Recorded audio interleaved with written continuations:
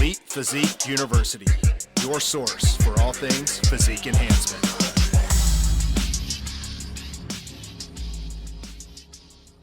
Hey, what's up, everyone? Welcome to Elite Physique University. I'm John Gorman, your host. We got Jason Theobald back in the house. Jason, what's going on, man?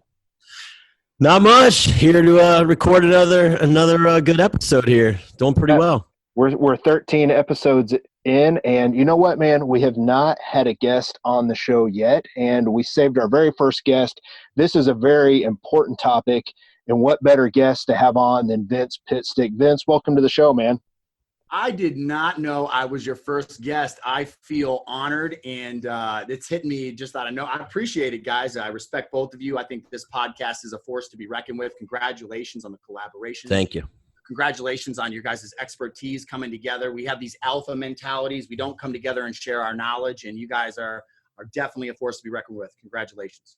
Thanks, man. I appreciate that. So, yeah, we're super excited about this topic. And, you know, Vince, you probably don't want to talk about yourself. People don't like that. So, Jason, if you don't mind, kind of introduce Vince. And, Vince, if we miss anything or if you miss anything, go ahead and brag on yourself a little. But, Jason, go ahead and tell us. I'll do my best.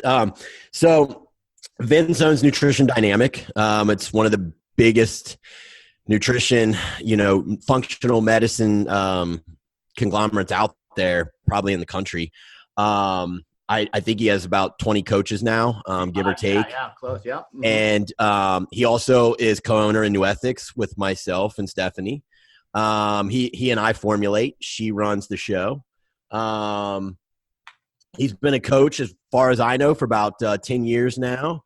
And as far as a lot of the stuff that I've learned through functional nutrition and medicine, he kind of started that fire for me. So if I get stuck these days, I don't have to bug him as much as I used to. But if I get stuck, he's the first guy I go to on really anything hormonal related, Dutch tests, anything. I had to call him a couple times this week on really difficult cases. So he's we're lucky to have him here on the show. Yeah, man. Vince, what else do we miss, man? Well, first off, it's mutual. As much as he uses me for some of the functional tools, I call him for the performance tools. So it was kind of one of those things a long time ago. I met one of the first coaches I wasn't sure I could beat. And if you can't beat them, join them, they say, right? So, it's great to have both of you with me today. Cause for John and some of you that I've watched for so long, 20 years ago is really when I started the functional coaching aspect of it, started getting involved with certain doctors. And at the time I'd started tinkering with prep coaching. And when I started bringing up some of these ideas in functional medicine into the macro community, the bodybuilding community, I got with a lot of negativity and a lot of doubt. And I doubted myself for a long time. And I was a functional medicine consultant. I taught them how to do nutrition and some functional medicine approaches for a company called Metagenics for a lot of years. And I started formulating this concept of a blend between performance prep coaching and functional nutrition. And I came up with Nutrition Dynamic and said, I'm done teaching doctors to do it. And who's really taken to it is more the prep community, the fitness community, the health coaching community. And that's really just kind of come up underneath this whole thing the last 10 years. And a rising tide raises all, ships. And that's kind of what's happened. It's been a wild ride the last couple of years. So to be on here with the audience that you have being listened to and explained as an expert is an honor. And I laugh sometimes because I was doubted greatly, but today it's an honor to be here. So it's great.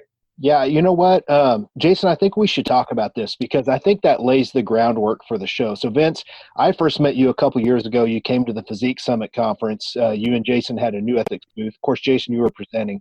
And this is one of those things to where, this has been around quite a while. This is not new in the medical community, but in the prep community and in the bodybuilding community, we're still early on this. There are very, very few coaches out here that are starting to kind of piece it all together. And Jason, I'm going to give you and Vince a lot of credit here because you guys really started this 2 or 3 years ago, and you've pushed people like me to really dig in, to learn more, and it's causing more people to step up. I mean, you guys are in high demand, especially, Jason, you're doing these classes online. Talk about how we're kind of setting the trend for coaches to become more than just macro coaches. Like, here's your macros and your cardio, just do all this, don't worry about what you eat. This is so important these days. Vince, you want to go first, bud? Yeah, I You're think the guest. yeah, sure. I think what you're beginning to see, John, is that the formation of a new age of coach.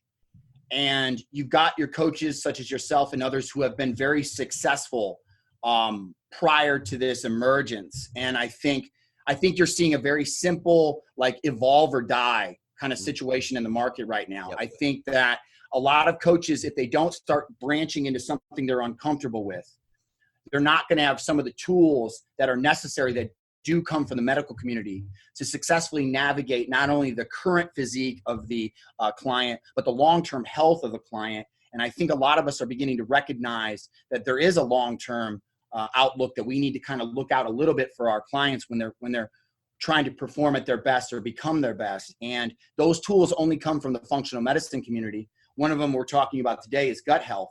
And if that's it. So today there's so few doing it, but the ones that are going to get uncomfortable, learn something new, that's going to be the new age coach that's going to dominate the next 20 to 30 years of coaching.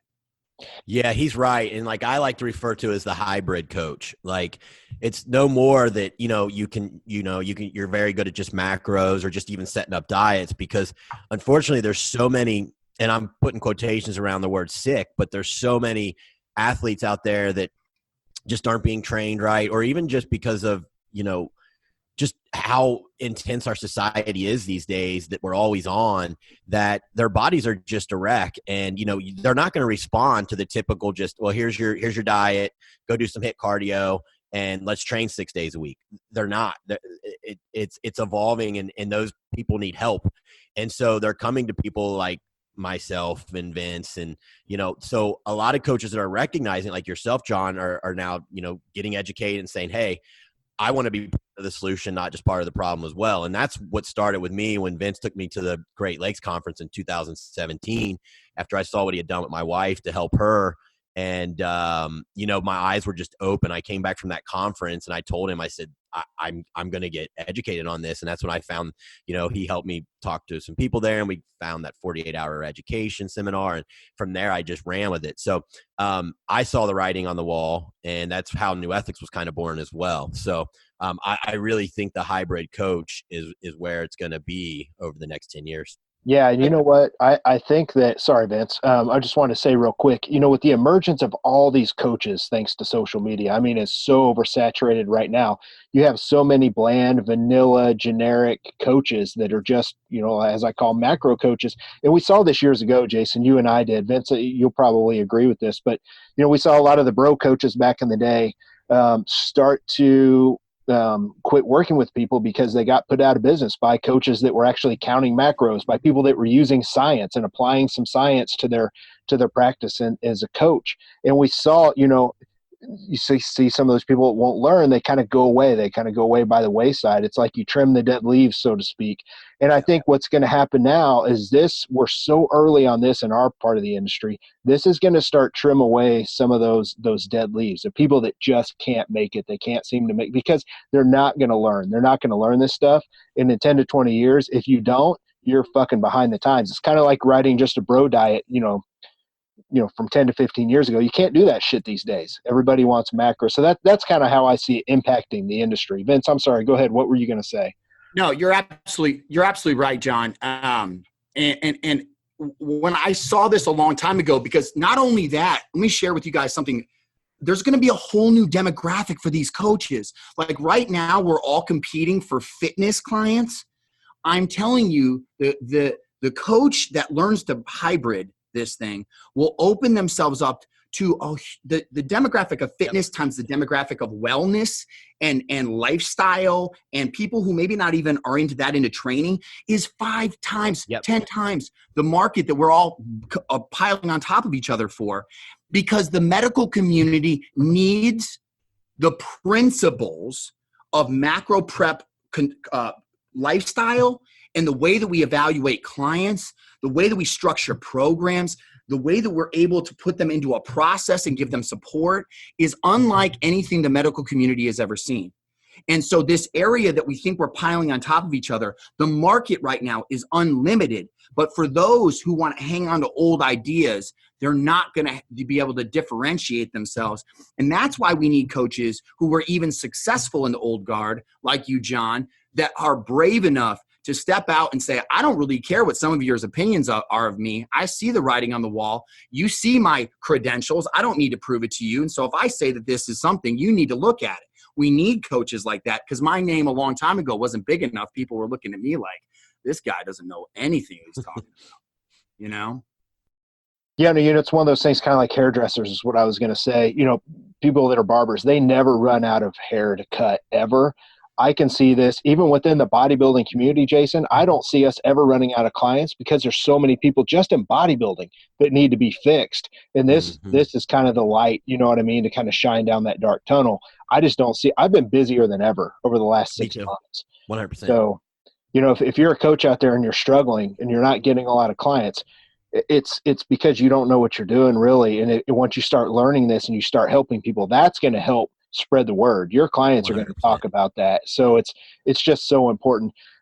Guys, real quick, I don't want to spend too much time on kind of the banter, because I'll talk all day like that. So let's talk about something new that you guys have learned this week, or something interesting that you want to pass along. I'll just go ahead and kick this off real quick. I just got back from Oklahoma City.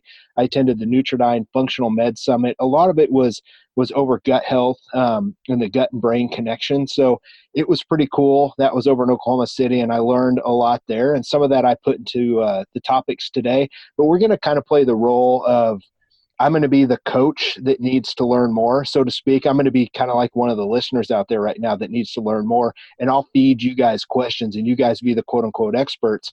And that's kind of how we'll do the take on the show. But I wanted to pass along to people, attending these conferences is the best thing that I think people can do. Nutridyne conferences are all over the place. They're freaking cheap. I took my whole team. There was 4 of us. I paid $100 total for all 4 of us to attend. Yeah, I mean, the hotel was nice. It was like $130 a night. Well worth it. You guys can't go wrong with those functional medicine summits. What's new with you guys that you want to pass along? You want me to go first, or want Vince? It doesn't matter. You guys go ahead. Go ahead, Jay. I'll just jump in because mine's simple. So I have a client today. We got her ready. She was doing figures, so we had to get her in pretty good shape. She's the Arnold amateur. Did top 5 in figure. Then we put wellness, and she said as she's lining up, all these girls were really soft, and she ended up in what she thinks is the last spot, last. She looks phenomenal, but she's saying that the girls were looking pretty soft, and that's not the knock. The thing is that at least the first thing that we're seeing is that wellness is going to be pretty soft. Now, will that stay that way? I don't know. And she's going to get feedback from the judges, and we'll have picks that should be online soon. I haven't had a chance to go to any of the places because I don't know if we'll have picks because none of the media was allowed to be there, right? I don't know. I think there's some, but yeah, I mean, there is no audience. So there's not going to be half the coverage this year. Right. So I kept thinking well, pro bikini's really pretty hard. So I was assuming wellness would be pretty hard. Now, years ago when Men's Physique came out, the first few guys were super small that were winning, and then it got bigger and better and harder and blah, blah, blah. So, but right now the report to me is that the girls looked about 10 weeks out. So, word to the wise on wellness, it might not be quite as and I don't want to call bikini hard, but those pro bikini girls they're pretty in shape. So it might not be quite like that. Yeah, you know what, man? This is probably something we need to follow up on next week, because right now all is the first day, and you don't know you don't know her placing yet. She's pretty lean. Let's follow up next week, and let's tell everybody kind of how they were judging. You said she was in the amateur portion, right? I don't think they have a pro portion. Yeah, the first amateur pro portion. Show. Right. Yep. Leslie's getting ready for the first pro show this year. Pro show, right. In Pittsburgh. So, I mean, that'll be important because she's only like 4 or 5 pounds over stage. And if people need to know where the line is in conditioning, especially in the first year. So I think that'll be that'll be some good feedback for our listeners that are. Because I'm thinking I'm keeping Leslie in my mind, and I'm like, I keep thinking, she's got to be about as hard as pro bikini girls, right? But I don't know which direction they're going here. So now I'm kind of like, oh, we'll see. So I'm really anxious to get picks from the whole weekend and see what's going on. You know what, man? I'd rather have someone that was too lean than fucking soft. Like that. I agree. Amen. Yeah. Vince, what do you got, brother? Well, so part of, Nutrition Dynamics' goal is to make the sport that we love so much in competition safe for everyone. And no one does more labs on me in damage cases or just standard competitors. And one of the things that some data has been coming out showing how the interaction of estrogen alpha receptors, so you have alpha and beta, and they're finding that when there's huge surges in estrogen alpha, that it increases Th2 or immunity activity. And what that could mean is if someone's predispositioned for an autoimmune disease, PCOS, like Hashimoto's, it will significantly increase the risk when that number jumps dramatically. And that happens in a rebound from people who just diet really long or yo-yo or coming off a couple shows, or they're going for the absolute max on stage. So for example, Jason was talking about how hard he had to bring in his female client to try for this wellness division. Well, now Jay does a great job of his reverses and all the other stuff. So I'm not trying to get into that, but I'm saying what we're learning is that inappropriate reverses can potentially increase the risk, Hashimoto's, Graves, other autoimmune diseases, and that connection. And we're really studying that aggressively here. And I hope to have way more information for coaches all out there, how to protect their clients as they go for that greatness. Yeah, it's such an interesting topic. I've had 3 clients this year with that exact same situation where, from 2010 until 2017, 18, I didn't have anyone that had any issues like that. And it was probably there. They just didn't figure it out until they were done working with me, and I just never heard about it. But now that I've been getting labs the last few years, I'm starting, getting reports from their doctors that they can pass on to me. I'm starting to see more and more of it. Do you think that's more? Well, here's part of it though. Like, a lot of times doctors only test TSH and T4. You've got to be looking at your TPO, AB antibodies to see it. Can I stop everybody right there? So here's the rub. Right now we have an opportunity. If you're a coach and you're listening, as simple as something of requesting labs. And if you go on my Nutrition Dynamic website, you go into my labs, nutritiondynamic.com, I put up the labs up so you guys can see what you should be generally looking at in the thyroid panel. If you even do that, you're doing more for a client than they could go out on their own in the free health industry or whatever and obtain this information. You just right there have provided a whole new value just getting or requesting labs. You don't even have to have a relationship with a lab company. You have now added a level to your game that is going to bring you a step above everyone else. Just that one thing. And you can keep people safe just by monitoring those levels. You know what? I'm going to put a link up to your website, Vince. So if you guys are listening to the show now, which obviously you are, you can just go in the description wherever you're listening to the podcast and you can click on it. It'll take you right to Vince's site. There's so many labs there. I've got clients that use it as well. Yep, you bet. So go ahead and check out that link there in the show notes. So guys, let's go ahead and get to our topic today. And, I'll be honest, Vince, we're probably going to have you back on. This will be one that I think we need to break down to the simplest level, which you guys do a great job of, and kind of do like an intro and talk about some of the important things that most coaches and athletes need to listen to, because that's the people that are listening to the show. We've either got people like me that are serious about their physique enhancement or people that are competing and getting on stage, and then mixed all in there, we've got a lot of coaches and trainers. So I want to break it down because if this was me 2 years ago and I'm like, gut health, well, I don't give a fuck. Like, I don't want to hear about that. You know what I'm saying? Like, it's not the sexiest thing in the world for most people listening, but they need to understand. And that's why I think you two are the perfect people to talk about this. So kind of break it down, what the common listener and coach needs to kind of know. I think the first thing to understand about your gut, I think when a lot of people look at gut or they hear the word gut, they just pretty much think about bloating. I think they think about constipation, and they don't, maybe they think probiotics, but they don't realize that the gut at its core is responsible for the assimilation of everything that we learn in nutrition. You will approximately eat 25 tons of food over the course of your life that has to be assimilated, broke down, and then used by the gut. And the different things we do to the body and some of the prep work and how we feed the body, supplements that we use, types of ways that we train, when we, whether it's intra-workout, pre-post workout, when we feed around training, has a huge impact, believe it or not, on the gut. And we're working with the gut when we build a program. And so people don't realize that the gut is going to be responsible for how you feel about yourself, because it affects neurotransmitters. It's going to affect the way that how much amino acids you absorb, how much you get out of your food, how much energy you have. And then if your gut's off, how much damage it can actually do to your metabolism long-term, which I'm sure we'll get into later.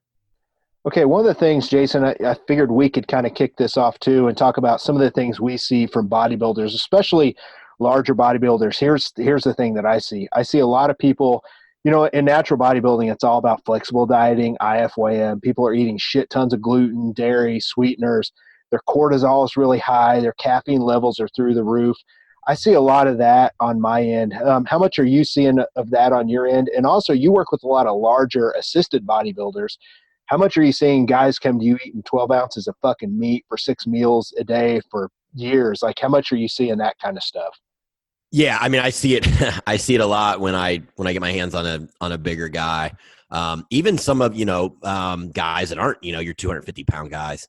But I'm with you. Like, usually with a bodybuilder, the main things that are causing problems for them are a shitty whey protein, overuse of protein in general, and then you hit the nail on the head. A lot of gluten and artificial sweeteners. Like, you see a lot of artificial sweeteners. Like, it's all in their protein powder. They're slamming pre-workouts. They're slamming some sort of intra-workout with more aspartame or Splenda.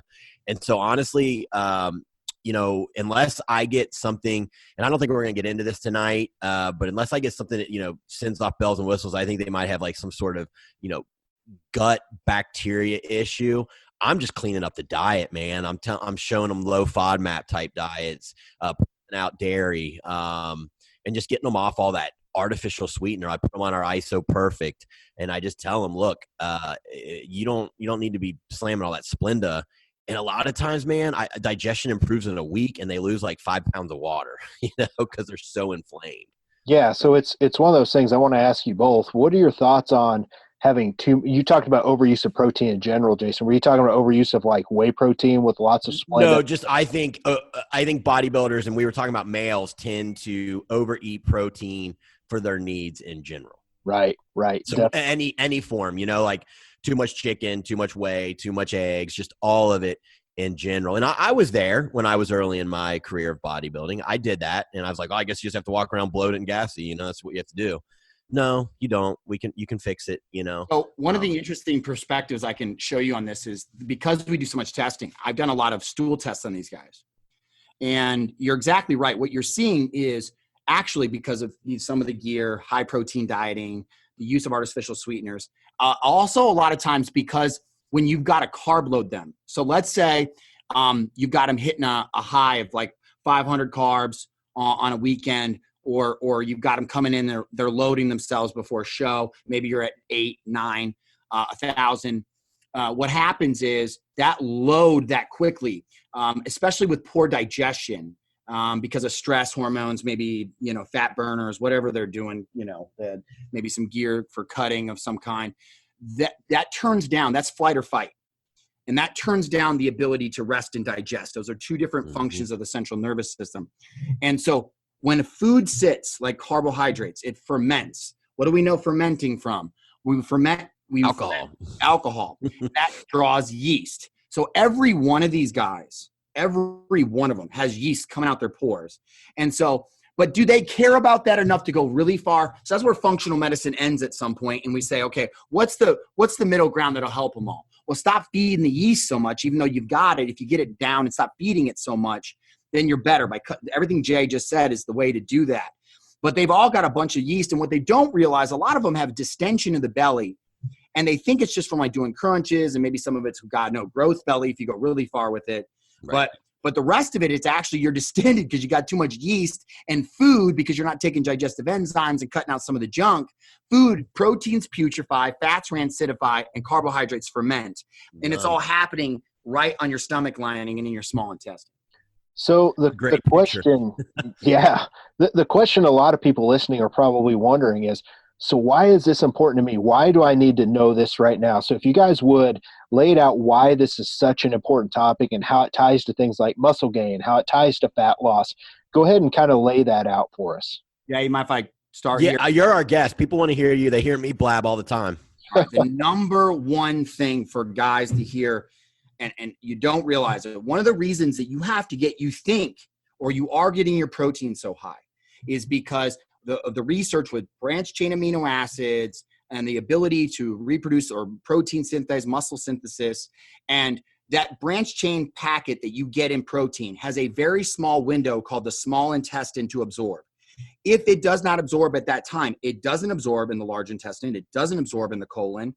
And so what happens is you've got a small packaged window that food better be broke down pretty good from proteins into peptides into amino acids. That's a process of enzymatic relationship whereby you have to have pepsin, you have to have hydrochloride, you have to have your pancreatic enzymes that help break that apart. So as it delivers into the small intestine, you've got that window to absorb all that food that you're shoving down your throat. And if you have poor digestion, there are different statistics out there, but they're suggesting somewhere in the neighborhood of, on average, 20 to 30% of those amino acids are going right into the toilet that came from that food. Yeah, so malabsorption. Malabsorption is the number one. And then you've got to eat so much more to try to compensate for that. So I think that's the number one. Jay, you want to hit two? Well, I mean, you pretty much hit right in the head. My answer was going to be, look, the biggest problem is malabsorption. And, once I get them supplementing with digestive enzymes, some butane hydrochloric, they really don't need as much food as they thought. And they actually start growing again because they are now absorbing all their vitamins, minerals, and the protein and all the food that they need. So yeah, I wasn't going to be able to give as technical an answer, but my whole thing was it's malabsorption and they start growing way better, not needing to pound all that food. And that was kind of where I was at. After I went to the GLC, I looked at Vince and I said, I know I have a gut issue. I really need to start beefing it up.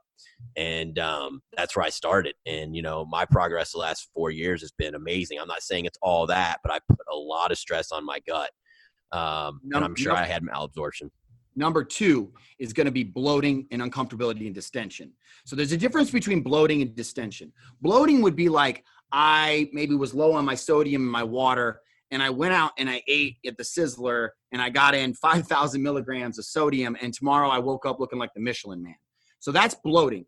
But bloating does have an impact on, so the gut, if it's not, you're not absorbing food very well and you're holding, it's going to mess a little bit with aldosterone levels. So you'll notice you have more efficiency with a little bit of less bloating based around food with the right gut in place. The second or the third thing there is the distension. So there's a difference and people don't realize this. They think bloating, when my stomach sticks out, that's bloating. Well, yeah, it is, but we're talking about the actual distension, meaning stomach being pushed out. So guys that are real big on the vacuum, guys that are want a good look while they're building and doing these different things, and they're looking themselves at the mirror on different days to see if they're cutting. And I see this a lot. Based on whether they're digesting their food well, it will change both water retention on the surface and distension, which in their mind tells them if they're cutting or not. I have not, how many times I've seen coaches try to cut over digestive issues? Oh, yeah. It's not. So cleaning that up can bring in a waste. I've seen it on many, many athletes, especially if it's particularly bad. And obviously women a little bit more because they've got, it's more definition there in terms of the waist is more important in a female in a lot of areas and different, the different levels. So you sometimes are going to focus on a woman there more than you would a man. But believe me, a guy over time, if he doesn't do like a GI reset real quick, things like that, he'll never know what we're talking about. So you'll never know what you get out of it if you don't try. Yeah, and you know what? I think there's two great examples there that you guys would know right off the bat. Jason, obviously you're working with Leslie this year. You know, I've done her Yeah. prep like 12 freaking times, right? So she wanted to go with you and learn something new. And one of the things you did is you reset her digestive system, and she's Yep.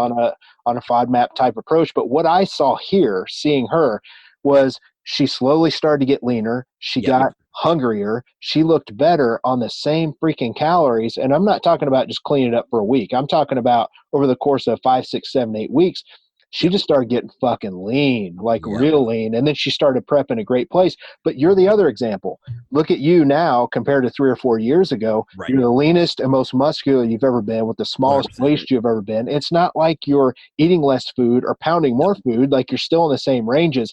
How important is this for people that are listening that want to look leaner and build muscle better? I think it goes back to that malabsorption piece. Mhm. That's a big part of it. But I think with Jay too, and I want him to talk a little bit about this. The last point I was going to make, that like that fourth point, is glucose and insulin sensitivity. Actually, where it's going to start is the gut, because the amount of permeability, the difference between maybe like a plastic surface and a sponge, right? One's way more porous than another. The gut should not be that porous. And so what I find is I'm watching guys who will, like, let's say we watch glucose numbers. So like we're looking at blood sugars post a refeed or 2 hours after a meal. And I'm finding that guys, to stay fuller, that have gut issues, have to take in a larger carbohydrate dose, because what happens is they're loading up with the carbs. Those carbs are spilling through a hyperpermeable gut too quickly. Sugars jack up high and then crash, and that flattens you out. Now, granted, you still have muscle and insulin partitioning and glucose partitioning that's occurring inside the vascular system, and that's a study unto itself. But you're actually starting in the gut. And Jay, why don't you lead more into that? Because you have firsthand experience with your optimization there. Yeah, I mean, that's a really good point, actually. The thing that I've seen the most is I don't lose insulin sensitivity really at all throughout the year. It just kind of stays, and I respond to every single training session. And at the same time, like John said, I didn't really pull back on my food. Like, I'm eating about the same amount of food. I'm using it better. And so therefore, like, I am getting a better response every single time I train. And so everything is just more efficient. And, I can definitely attribute that to beefing up my, digestive tract. And, I do a lot for digestion. I mean, I eat low FODMAP mainly. I'm not a guy that can pound a ton of fiber. I don't take a lot of cheat meals. If I do, it's like healthy food. So I go out to dinner all the time, but I eat healthy. I don't slam junk anymore. And then I take our utilized products. So I'm getting pancreatin, I'm getting the betaine. I take a probiotic. I take our gourmet greens, which gives me prebiotics to feed the probiotics. So I've got a full thing that I do for my gut health. And, I definitely, like Vince said, I've stayed more insulin sensitive, but I just respond to my training better. What I should tell people is when you start to lose insulin sensitivity, your pumps are going to fade. You're not going to respond as well. You're not going to feel as anabolic to your training. And I just don't really have those periods where I have to reset or anything like that, but I am on my gut health nonstop. Let me give you one last technical one that's a really good example. Shout out Alan Kress. I'm working with Alan, IIFYM Pro, and one of the things that we're having problems with, he's having a bit of this issue, and he was staying bloating and distended, but he needed all those extra carbs to fill him out, that he was taking 1 day a week at the end of the week. And I said, listen, let me get in there, kill some of that yeast, okay? And then, but he was still having some symptoms right there with those surpluses that he was doing. Mm-hmm. And he was committed. He said, I had to stay full. To stay full, I got to hit this number. But when I hit this number, it causes problems. And so we went back. The problem is I got him, 10 weeks out of show, but I was able to knock out a lot already within 5 weeks. He's been able to go ahead and drop his surplus into below 400, which it was well above. Do it for 2 days, and actually he's staying fuller longer, and he's hitting new lows, right? Yeah. So just from fixing the gut, we didn't change much else. Yeah. Yeah. I mean, what Vince meant by that was when he was saying, unfortunately, got him at 10 weeks, like he's already in prep. And so the best way to fix this stuff is before you're in prep and you got that extra stress on the body. It would be a lot easier when you can put the nutrients into the healing and then worry about the cut after. Like we don't usually cut people that come to us with gut problems. We fix the gut and then worry about the cut later. Yeah. So let's talk about that. So, we'll start off. People listening are wondering, well, how do I know if I have issues? So what do you guys normally do? Are you looking at labs? Are you sending out a question? I mean, I know the answer to this, but tell the listeners, are you looking at labs? Are you looking at a questionnaire where you're looking for symptoms? What do you guys like to do? Vince will start on that. So a couple things here. One is if you're not sure you're having issues, there are some really good guidelines, right on like PubMed or, to kind of like look for like a list of symptoms. And if you have a yes to a few of them, there's something going on there, but just basic ones. If you distend after eating, if you're spending too much time on the toilet or not fully going or going too much, if you don't go twice a day, you might want to think about something's going on.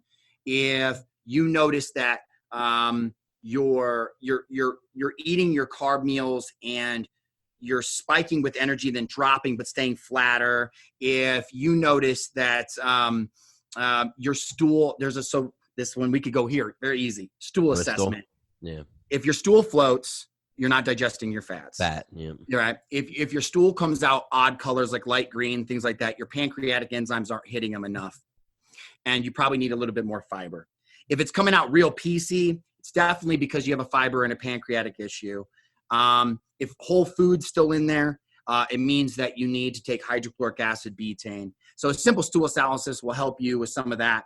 And anybody that says they don't look at their stool after they go is lying. So they can take a quick look and that would help too. But if you're getting a lot of distension, uncomfortability, maybe like chest pressure from indigestion, you've got some stuff going on there. So now that people know like kind of what to look for, a lot of people think, well, shit, I'll just throw a probiotic at this. I'll take some greens and that'll be that. What's the first thing that you guys do to start to fix somebody that has gut issues?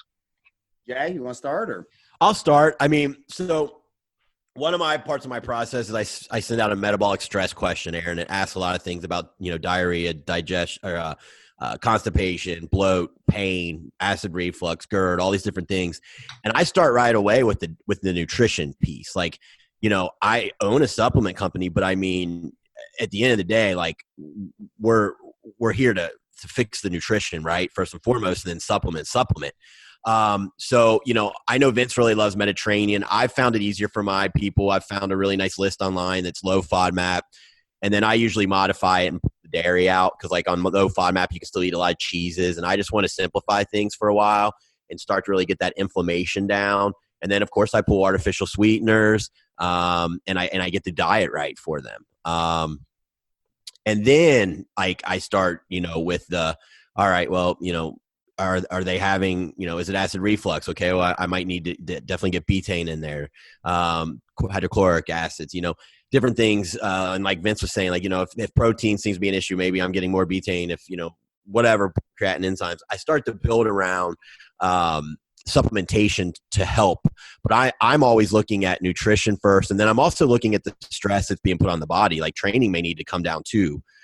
To lessen the stress, you got to lessen the stress on the body to allow it to heal, because you have to be in parasympathetic rest and digest, right? To even digest, right? If you're stuck in sympathetic drive, all the blood's in other parts of your body when you're trying to digest. So it's a multi-facet approach. Yeah. Well, do me a favor real quick. Go ahead and define what a FODMAP approach to eating is like, because I'm gonna guess 95% of the listeners have no idea what FODMAP is. So talk about that. So you're taking out certain carbohydrates like in the food that are very hard to digest, and I forget what all the FOD stands for. Vince might know. If you want me to, this is an area that if you want. So if you want me to hop in on this one, I'm happy to do so. With if you know the definitions of every, I don't know, like I know the ones like oligosaccharides and all these different like saccharides. Yeah, absolutely. So what you're looking at is carbohydrates, or foods that carry a lot of fructooligosaccharides or fibrous content that tends to bind. These are elements that help bind food together. So that's why it's similar. FODMAPs would be included like with glutens. Gluten is actually a binding agent. So you've got two molecules there. You've got glutenin and gliadin, and they're kept together. And they bond together, and that's what keeps food together. That's why in processed food you tend to get 3 times the amount of gluten. It's in the stamps that you lick. It's in your clothes. It's a binding agent. And the standard American diet, which we also call the SAD diet, FODMAPs and binding agents are heavy. Right. And so you've got a lot of foods that carry this fibrous content that, while would grow good bacteria, if the threshold goes past what your gut can handle at the time, will create bloating, gas, and all the symptoms that go on, and you don't digest it very well. Binds up in the gut is a simple way of explaining something complex. So there's a list of foods. I love ibsdiets.org. That's it. That's the one I just pulled it up. I was going to give them that. Yep. Yeah, ibsdiets.org is That's the one I use.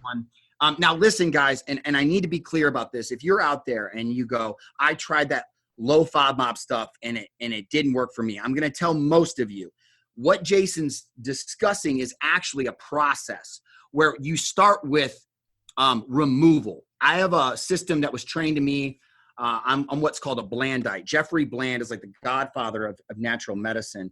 And he helped develop with some other physicians that helped started the IIFYM, the Institute of Functional Medicine, called the 5R, or what was the 4R, now 5R program. And then at the first R that Jason's talking about is removal. We try to remove bacteria, inflammatory foods, and foods that are hard to digest that cause some type of symptom. But that does not mean, and it's important everybody understands this, if you try to live a low FODMAP diet the rest of your life, it will actually cause gut issues, because those FODMAPs help you grow good bacteria. You got to feed them. But unfortunately, until you get things right, they are causing problems. So you have to slowly take some of those out and get below the threshold that's causing an event. If some of you are having problems with that still, after you've pulled those foods out, my go-to, while I do recognize FODMAPs and try to keep the threshold low, I actually use something called low oxalate. Low oxalate, you guys can look into, is actually a new and emerging science, and I find it to be extremely effective as well. But you're just trying to get below a threshold. And what do I mean by that? Well, I think everybody recognizes that I can have a slice of cheese, but if I have 16 ounces of milk, I'm going to be on the toilet. That's because the body has a tolerable threshold, and once you've reached it, you will then have a symptom. So I don't want people to eliminate these foods and never take them back in, because that's orthorexic behavior. I'm not promoting that.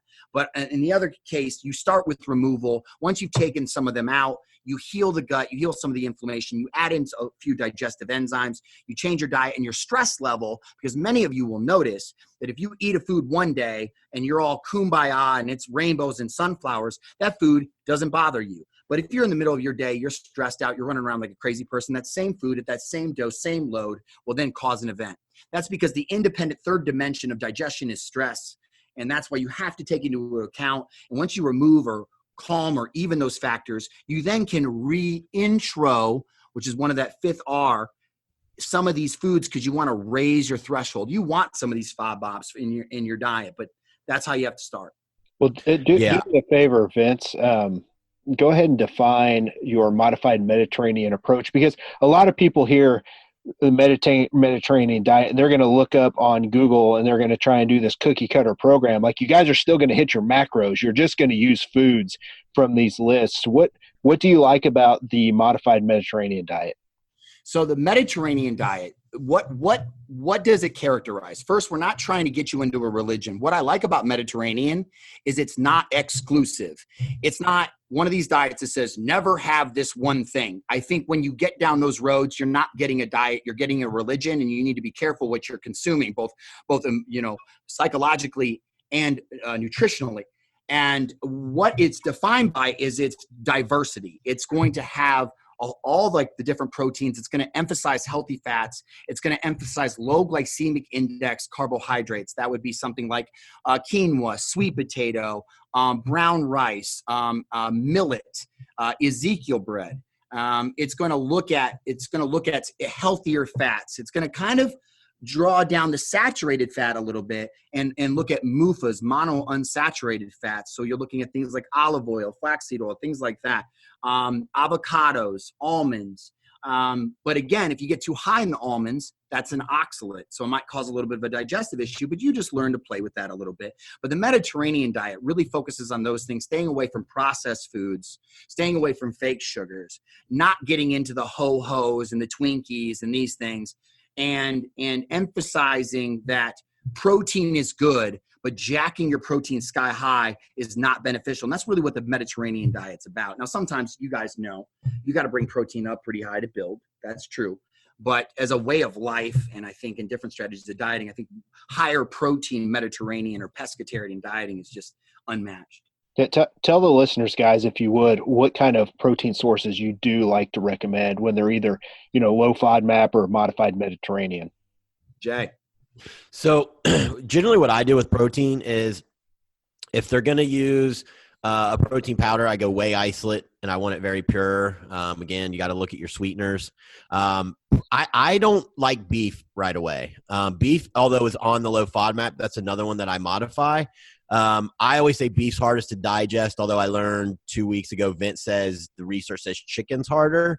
But I always have way more problem myself. And I also have more problem with my females when they eat beef. So I pull beef. I allow chicken, turkey, fish. I like a lot of fish. Fish is very flaky and very easy to digest. Egg whites are very easy. So I'm trying to proteins that, in my opinion, are easy to digest. The jury's still out on whether I should go back to beef and now tell them no chicken, but I have not done that yet. One of the reasons I like to leave in beef is that we get the diet down. Unfortunately, you're not getting a lot of sources of iron. Now, I know you like, Jay, you like to supplement with the beef liver tabs sometimes on that from Beverly. But that's one of the reasons I leave beef in. But at the same time, you're exactly right. Everyone's going to be a little bit different. What the story that we give you is going to require trial and error. If you go into digestion and don't recognize the fact that it's going to be more like a Rubik's Cube where you try a couple things and then have to keep playing with it till you get it right, that's the process, and you need to get comfortable with that before you even begin this process. But Jay's right. Those are great proteins. The easiest thing to digest by far is fish, but it does get hard to eat 9 million ounces of fish on a day-to-day basis. But the more difficult the case, the more fish I recommend. Just because, again, it's so flaky and easy to digest. One thing that, when I have people reintroduce, because I had a gal just finally get done. My protocol, my 5R is about 8 weeks. And we put back FODMAPs one at a time so that we can kind of see, like for, maybe a week. I think she was just jonesing for asparagus. She just really likes asparagus. So we put those back. And so we do one food at a time just to kind of see if anything's causing any problems. I don't know if Vince does it the same way or he just kind of says, but that's how I work things back in. So answer this, guys, if you don't mind, because this is something a lot of people ask questions about when it comes to removing dairy. They want to know if they need to remove whey protein, specifically a whey protein isolate. What are your guys' thoughts on that? So on this topic, it's very important to understand that this is where, if you don't understand manufacturing of supplementation, you're at the whim of just marketing slogans and campaigns. So the processing of protein, the breakdown and the separation of it, most companies do not go through a process of aggressive filtering, so there's still lactose components that are kept to it. Whey by itself, and this is something I know 100% because we do the sensitivity testing in here, the really advanced testing.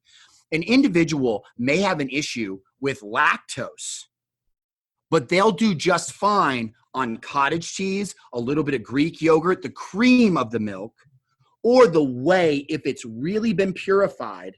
But when it's purified, if they destroy the whey, if they roll it or they heat it, you actually denature the amino acids inside of it. So most consumers are either left with too much lactose in fillers that cause digestive issues, or they get whey protein that's not doing anything for them. It's just as bad as if they didn't digest the food and the amino acids kept trapped and went out your colon at the end, because whether they're in there or you can't digest them well, you're stuck either way. That's why we developed ISO Perfect. Yeah. If you look at your whey protein, ours is like a flour. It's very, very fine and pure. If yours is kind of got little granules and clumpy, and it bothers your stomach to begin with, I mean, there's your sign. Yeah, absolutely. Yeah, I have a lot of people that ask me that, they're lactose intolerant and they typically don't have a problem on an isolate. But when someone says remove dairy, people are like, well, fuck, I don't know if I'm supposed to remove that or not. So that's why I wanted to kind of touch on that. That's a good question. Lactose, this is a great one because lactose is actually a milk sugar that binds in milk. So similar to the gluten, you're looking at a binding structure. So those same people that tend to have a lactose issue, and whether they are lactose intolerant or not, usually is from birth. Adult onset's not true lactose intolerance, and those people can actually, if they start adding it back in very slowly, can begin to tolerate milk again if they're taking the right probiotics, Lactobacillus acidophilus, over time, and really do a 5-hour gut program with one of you great coaches. They can actually go back to eating dairy again. I don't want people to be afraid of dairy. We still know, all of us know, that when you crack open a protein, whey isolate or whey is still king in terms of the amino acids it gives you, whey or casein, in terms of the amino acids that it gives you inside of that. There will never that research, that evidence tells us that we shouldn't shy away from whey. We can diversify our protein sources, but never shy away. So the next thing that I want to ask you guys and kind of talk about is, because here's the thing, we're going to have to do a part 2 on this, kind of an advanced part 2, if that makes sense, just because this is so time consuming. So we'll be back with another episode. But, say what I want you guys to do, 2 more things on the show. Think about some kind of a case study where you guys can talk about someone that you fixed kind of from beginning to end. Or maybe you guys have worked on someone together. It doesn't matter, but let's give people an idea of the most common ones that might be one of the listeners out there. And then, while you guys are thinking about this, I want you guys to think about, after you fix someone, a lot of people don't understand. They're like, well, fuck, do I just have to eat this way all the time? What's it look like when someone's done? Can they get back to drinking fucking Monsters every day? Can they get back to having whey protein 3 times a day that's, got all kinds of sweeteners in it? Can they eat pizza once a week? Like, some people, they're going to be so mentally paralyzed because they don't understand this topic. They don't understand how to kind of move and get back to normal eating, or can they? Right? So that's kind of what I want you guys to talk about. So either one of you, whoever wants to kick it off, do you have a good example? Vince, you're the guest. You've got a lot of people that have come to you that want to prep, because that's most people on this show, and their hormones are out of whack or their gut health is out of whack. Kind of talk about what you've done to fix that person, and you don't have to name them. Give an example of where they started, how you helped them, and then how they transitioned afterwards. I mean, the normal common story, and for anybody who wants to check out my Instagram, nutrition_. Oh, it's loaded. You got a ton of people on there. Yeah, the number of even just, let's say, because of the base of the people I think might be listening, let's talk about athletes. Let's talk about fitness goers. The number one thing I tend to see is that post dieting, SIBO and rebound, and how distended the gut gets. And these people, what happens to them is your gut starts getting bigger when you eat food. So you want to stop going out with your friends and eating. You start feeling uncomfortable in the clothes you are because your waistline keeps expanding and you think it might be fat, but you can't tell what's going on. Then you're starting to have problems at the toilet where you're either going every 2 seconds or you have to sit on it for a really long time. These people get very fatigued. So they can sleep and they get up and they don't feel recovered. And now they start getting socially awkward about their digestive issues and the fact that they're bloated. They can't get in a bathing suit. They just were looking so good. And now they feel 9 months pregnant. And whether they wake up in the morning, they're pregnant, they're bloated, or when they go to sleep at night, they're bloated. And then we put these people through a process of the 5R program. And literally their stomachs over the course of 6 to 8 weeks will drop right back into a 6 or 8 pack, depending on the individual, if they already had that or not. If they didn't, right back to a slender stomach. They're going normally twice a day, and their energy goes through the roof. And the number one thing with females, your anxiety is directly tied to your gut health, because 60 to 70% of your neurotransmitters, like GABA, which is calming, or glutamate, which is excitatory, is held in your gut. So how many of you fitness ladies out there your brains are running a million times a minute and you just think it's you. But I swear, if you worked on your gut, you would be so much clearer headed, calmer, it'd be easier to sleep. Yeast and the bacteria that are in your gut dictate the kinds of neurotransmitters you produce. So these women that get the guts to relax, their minds relax. Their minds relax. Jay, go ahead. Isn't 80% of serotonin produced in the gut? Something like that? Yes. When you look at overall neurotransmitters, about 60 to 70% in that neighborhood are kept in there. But then there are certain ones like serotonin that is a higher percentage is actually kept in the gut. So which is wild. I mean, I thought it was always brain until I started learning, all these things. Norepinephrine is directly tied to your brain. If you take in a food, you've got seconds for your body to decide whether it wants to accept it or get rid of it through puking. And so that's why they're so tied together. It meant your thoughts and your nausea and your happiness literally kind of come from your stomach. Yeah, it's wild. Jay, why don't you go ahead and talk a little bit about a story you had? Well, so I mean, I had a SIBO case recently heal up, but I've also pulled a guy off of PPI and really fixed that digestion. And both of them have kind of unique kind of endings. Do either of those sound more enticing, John? First, PPIs are proton pump inhibitors. Yes. They are Prevacid, and it's one of the most prescribed medications on the planet for something actually called hypercohedria, which only 5% of people with acid reflux have hypo. They actually aren't making enough acid. Correct. And Jay was pulling it off and had a success story. I think you should talk about that. Okay. So I had a bodybuilder come to me. He's a bigger guy. I'm 240 pounds, pretty good physique actually. And he was put on proton pump inhibitors, Prevacid actually. And just like Vince said, usually these are given because it's believed that the stomach is producing too much acid and that's what's causing the reflux. But like Vince also said, that's generally not the case, which actually is happening usually because of life stress. There's too much training. They're producing not enough stomach acid, food sitting and fermenting. And then I don't know the exact technical, but when it sits and ferments, that actually causes acid to rise back up. And then there's a little flap in there and it gets up in there and then you feel it down in your throat. I realize that's not super technical. Vince can probably give you the more technical, but that's what's happening. It's too low. And so I explained this to him and I said, until we get you off of this, you are not going to make good gains in the gym. And I said, you're malabsorbed. You have malabsorption basically because of this PPI. And he wanted off of them. So what I usually do is I start cutting it in half. I don't remove it immediately because I find if you move it immediately, acid can come back way too fast. So I started cutting his dose in half. And then after the first week, I then went ahead. Once it was cut in half, I added some betaine hydrochloric in. I used Metagest in this case, if everyone's curious. It's a Metagenics, and we have it at Feed for Function at our site. And I just put 2 capsules with his meals. While I was also doing that and started that, we started zinc carnosine to prepare his mucosal lining. And I kept working the PPI dose backwards to the point by the third full week, he was off of it. He was just completely on the betaines. He was just completely on the zinc carnosine, 75 mg twice a day.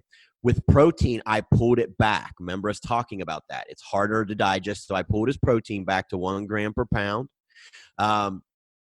And I also then started working in digestive enzymes for him. And he literally said his digestion feels the best it's ever felt. His quads have already leaned out. He's gained weight, and I haven't even really pushed his food up yet. But why is that happening? It's happening because he's now digesting his food. And because the body's less inflamed and it's working properly, it doesn't sense that it's starved. So now his metabolism's starting to work again.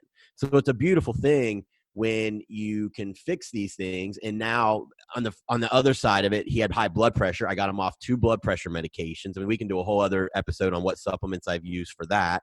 But he's now got, like, his blood pressure is better than mine. It was like 121/66. Now he's got perfect digestion.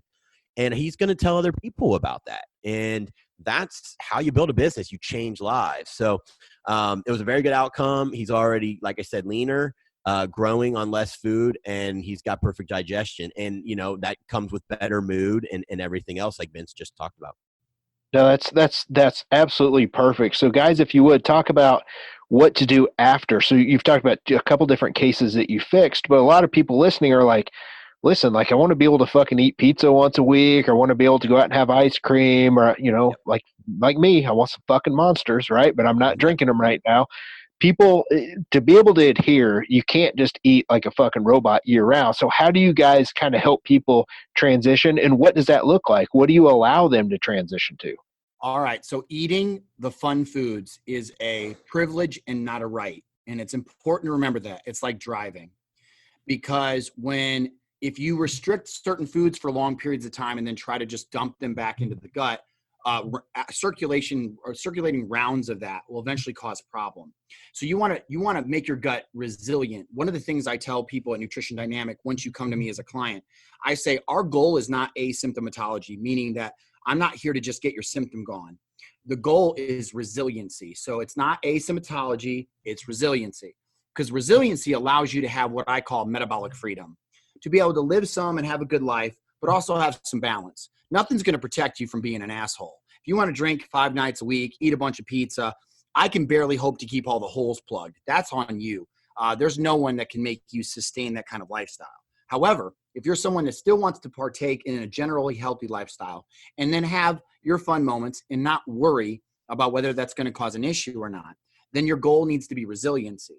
The ways that you do that is after you get done with a dieting program, is that you start working up your threshold, eating slowly up some FODMAPs, adding one at a time. Yep.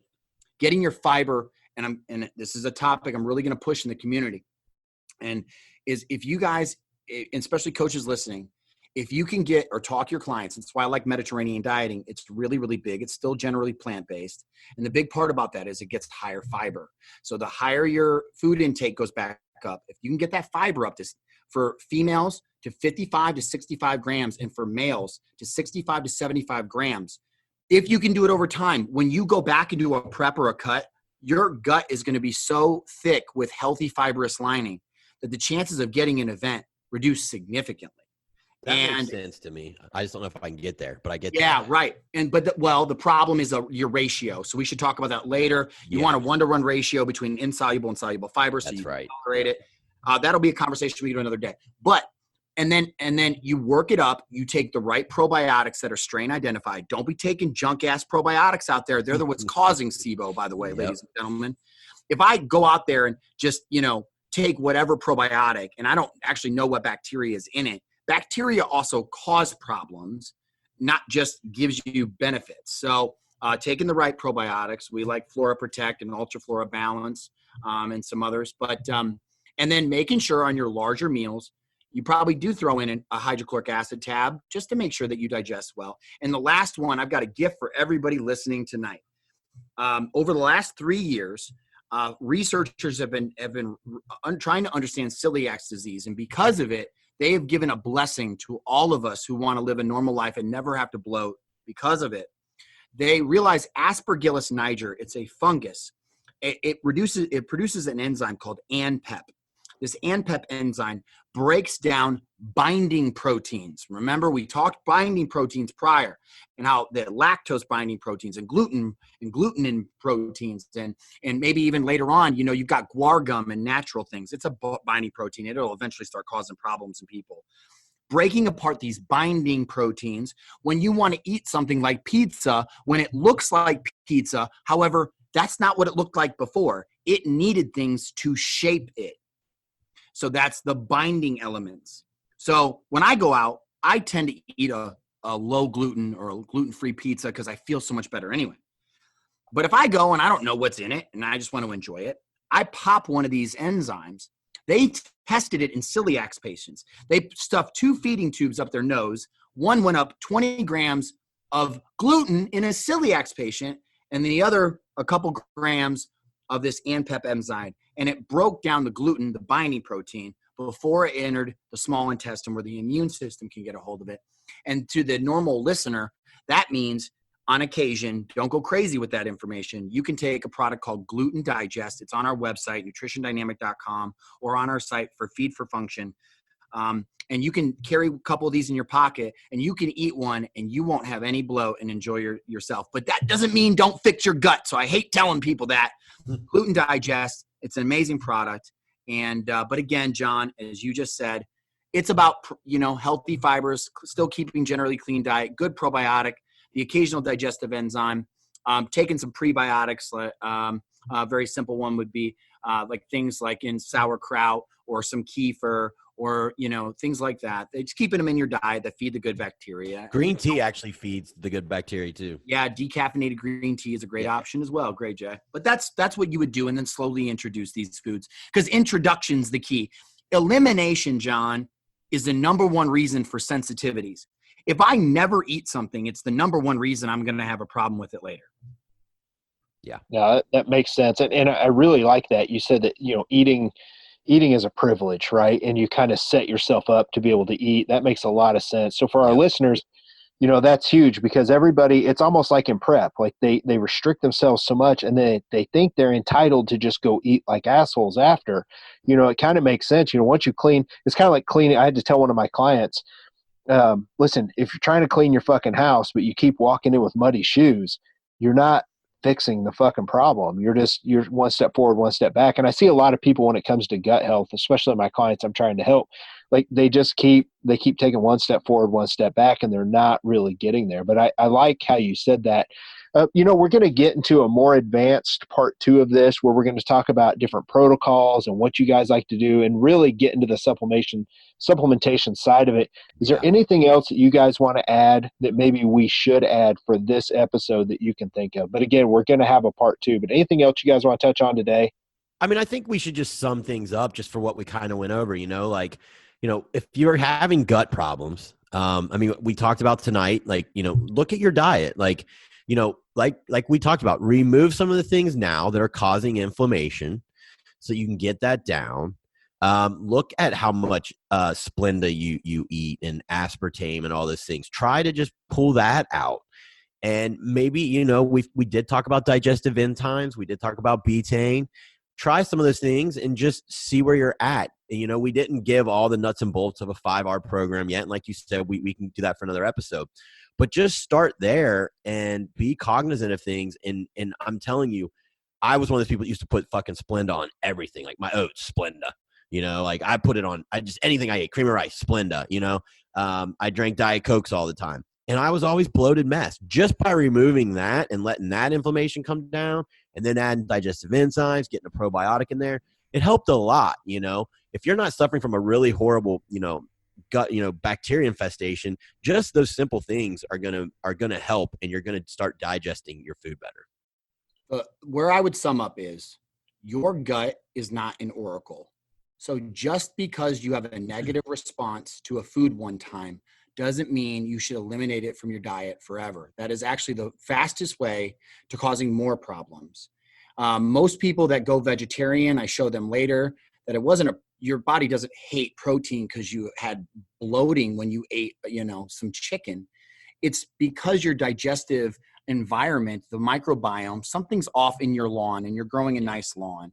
So starting with something as simple as chewing your food more, resting more when you're eating, and not drinking as much water when you eat, trying some digestive enzymes, trying to pull out a couple of these elements, and then going back and eating those foods. I bet you see it wasn't because your body was telling you your body didn't like that food. It was saying that something was off in your yard or your microbiome. And if you just changed a couple of things, you would see bloat-free, easier time in the bathroom, better looking stomach life, No, that's great. And there's one more thing I'm looking at the show notes here that I did want to touch on, because cortisol is so important when it comes to, you guys kind of mentioned at the beginning of the show how cortisol is definitely tied to gut health. What about the differences between someone who's natty and someone who's assisted? Because, if you go back and listen to episode 3 on optimizing testosterone, we talk a lot about HRT. We talk about natural versus enhanced athletes. And cortisol is just naturally going to be lower in someone who's on either HRT or that just is doing their own, they're running their own gear. Yeah. You guys seeing this more in natural versus assisted athletes? Yeah. When I look at when we look at Dutch tests and blood work, let me talk at least from that perspective. what we're seeing the difference in these athletes is that with natural athletes, a lot of times in the cut you have to train them more, it seems, to get the harder look, because part of what you're trying to do is deplete, ironically, some of the hormone to bring them in. It does that. And the way that you train, I tend to find that, yes, their cortisols are higher, and that cortisol level being that high will interrupt the conversion of androgens or androstenedione, androsterone, into testosterone. And so you're going to get a blockage of pregnenolone dropping down into the androgen pool with higher cortisol levels. So I do tend to find that becomes a really important area for people who are natural, more so even than those that are assisted. Not that it's not important for both, but if the natural community doesn't really start to tie into this, cortisol, when it's too high, is going to make digestion worse, because your body has two ways of going. Think I've got 50 points to put into two different categories. Either I'm making a player online, like NBA 2K, and he either can be faster or jump taller or jump higher. And I only can put, so many points in each one. I can't put all 50 points to fill up the bar in both. Your body has to make a decision about where it's going to put its points. Yeah. And it decides how to do that based on how stressed you are. So if you're putting all of your points into speed, your jump is going to be terrible, and you're going to make a terrible player out of that. It has to be a balance. So if an athlete is pushing themselves so hard in the gym and their cortisol is getting way too high, then now the body cannot put points into digestion. And so digestion gets way inefficient. And that's what's going to start.